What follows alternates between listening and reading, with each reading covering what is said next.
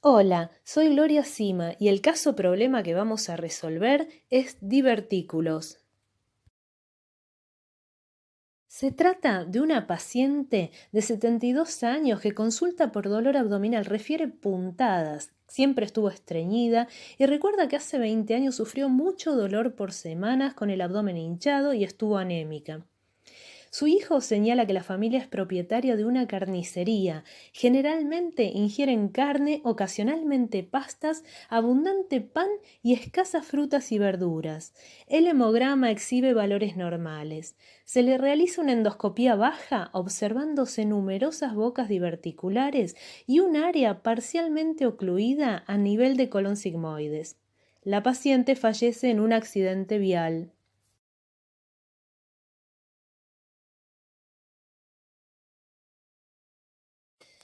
Los divertículos son evaginaciones en forma de saco ciego del tracto digestivo revestido por mucosa y en contacto con el mismo. Etimológicamente, divertículo proviene del latín y significa senda que se aparta del camino real.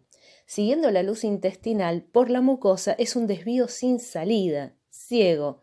La mayoría de los divertículos son pequeñas evaginaciones en forma de U o esféricas, de medio a 1 centímetro, y se localizan con mayor frecuencia en el colon sigmoides, aunque pueden aparecer a lo largo de todo el colon. Suelen aparecer en los márgenes de las tenias coli, que son sectores de debilidad.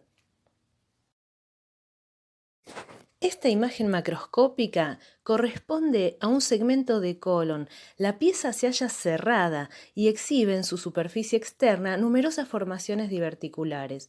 Las más notorias están señaladas con flechas celestes. También es de destacar que hay un sector que se ve blanquecino en forma de cinta que se haya respetado.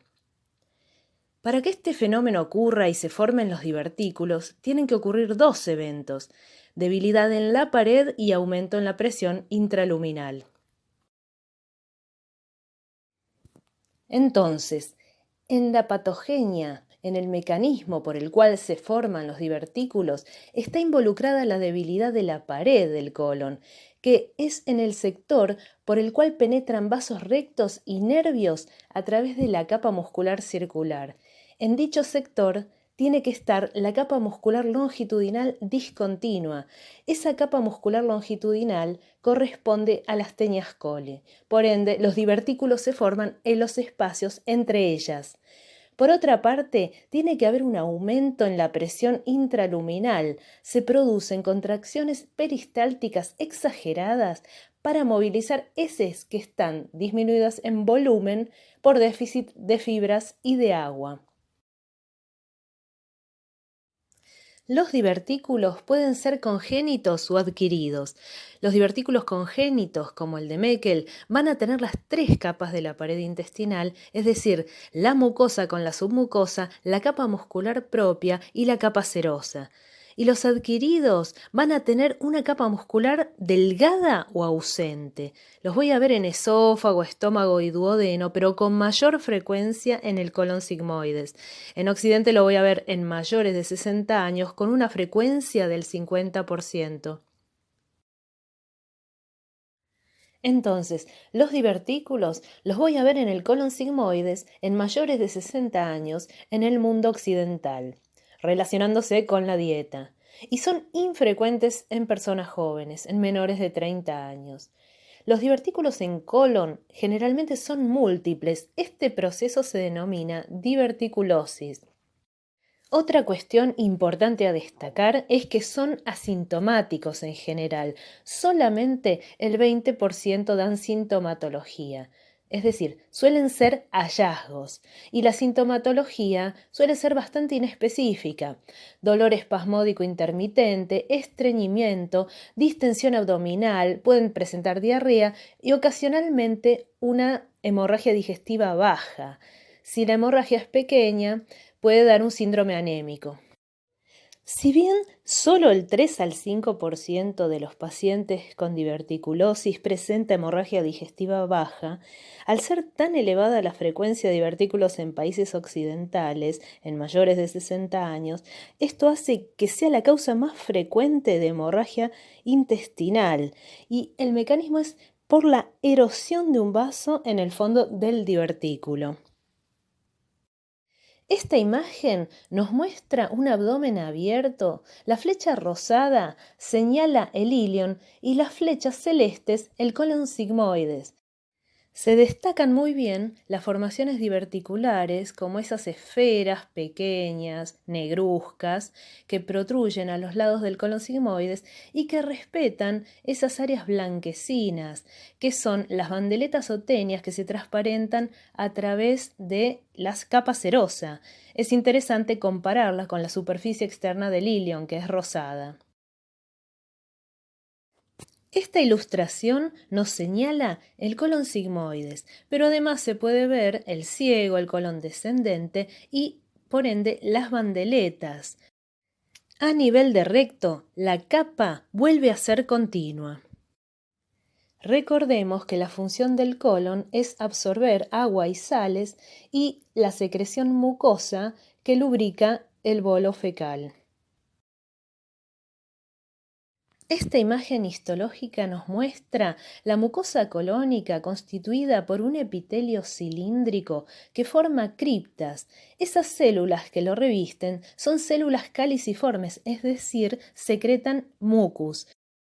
Están marcadas con flechas negras. Por debajo del epitelio hay una membrana basal y por debajo de la misma se observa una lámina propia, que está señalada con la flecha verde en la cual se hallan linfocitos. Por debajo de la misma y marcada con la flecha roja se observa la capa muscular de la mucosa. Por debajo de la misma y señalada con la flecha amarilla se observa la capa submucosa, que presenta acúmulos linfoides que corresponden al tejido linfoide asociado a mucosas. Quedan fuera de la imagen la capa muscular propia constituida por una circular interna y una longitudinal externa, que es la que se agrupa en tenias, puede estar ahí o puede no estar, y por fuera se observa la capa serosa, que es la que forma los apéndices epiploicos, rodeando protuberancias de tejido adiposo. Esta imagen histológica nos muestra un divertículo con su forma característica de matraz, que son los frascos que están a la derecha, que se usan en laboratorio y son de cuello estrecho. La flecha amarilla señala la mucosa, que se continúa con la mucosa del resto del intestino. Muchas veces la mucosa se halla aplanada y atrófica. El contenido de la luz es materia fecal.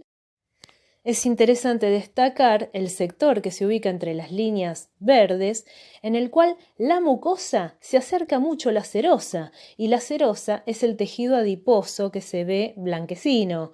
En ese sector, la capa muscular está extremadamente adelgazada o ausente. Y en ese sector, en ese segmento comprometido del intestino, voy a observar una hipertrofia de la capa muscular circular y en los sectores donde hay tenias coli también van a ser prominentes. Es interesante la correlación con la diapositiva 9, en la que se ven los divertículos oscuros, la superficie externa del colon sigmoides blanquecina, lo que se correlaciona con la histología.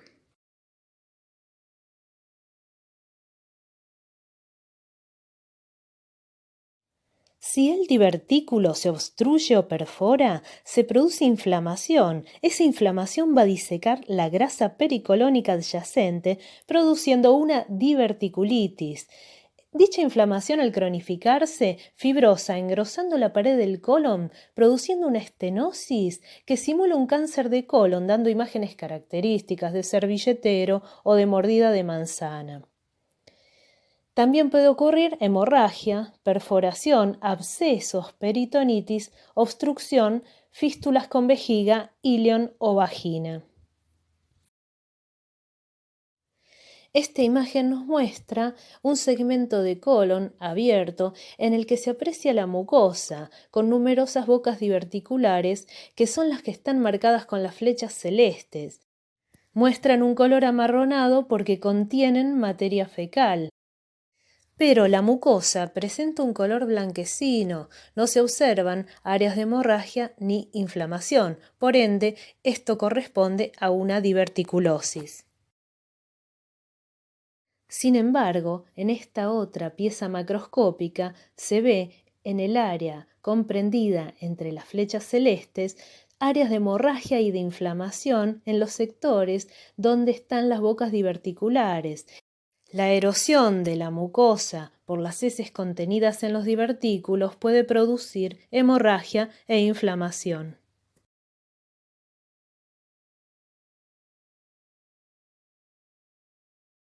En esta pieza macroscópica, el divertículo, además de inflamarse, se ha perforado, constituyendo ese tracto rojizo a través del espesor de la pared que se señala con las líneas celestes.